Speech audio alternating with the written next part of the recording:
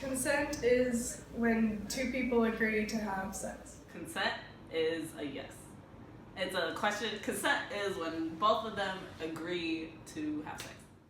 Consent to me means when a guy and a girl both give each other permission to have sex with one another and both of them agree and neither of them are under the influence of anything. And I would define consent as an agreement between all the parties involved to do something. That is when the sexual partner is okay with having sex and they're not forced and they're like, they're willing to. And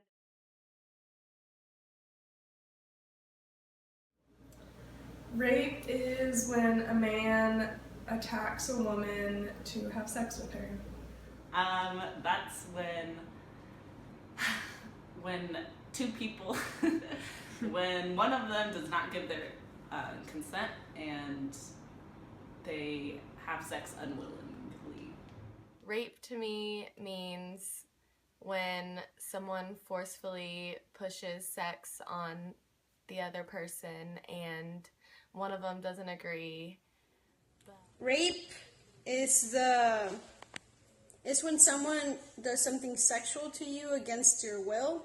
rape is when someone is sexually assaulted and when they are forced to have sex.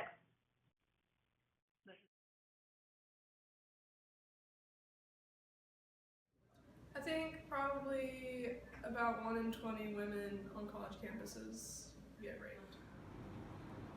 Like per day or what, per week? Let's say per day, like Per day? yeah, I'd probably say like 2 a day. like 2 rapes a day in the whole like America. Oh, I thought you just talked about Texas Tech. Oh, okay. So probably 1,000.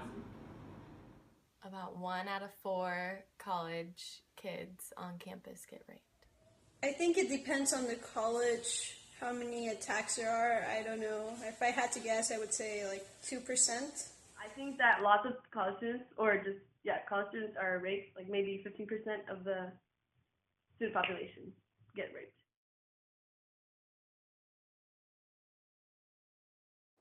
Consent means that both people in a sexual encounter must agree to it, and either person may decide at any time that they no longer consent and want to stop the activity. Consenting to one behavior does not obligate you to consent to any other behaviors. Consenting on one occasion also does not obligate you to consent on any other occasion.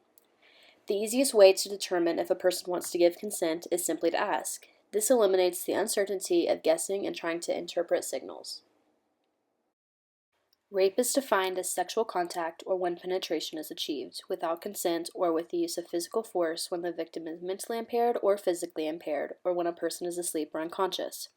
One of the most critical issues regarding rape is consent, as we previously talked about. Sexual activities should not take place unless both parties have freely given consent and consent is understood by both parties. Silence does not mean consent. If consent is given under physical or emotional threats, then it is not given freely or willingly, and sex with a person consenting under these circumstances is rape.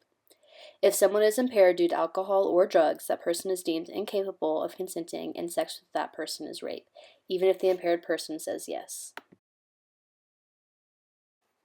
On college campuses, an average of 1 out of every 5 women are raped. However, what people don't think of is men getting raped. On average, every 1 out of 16 guys get raped on a college campus. These numbers seem surprising, and the reason for that is because rape is the most underreported crime. 63% of rapes go unreported.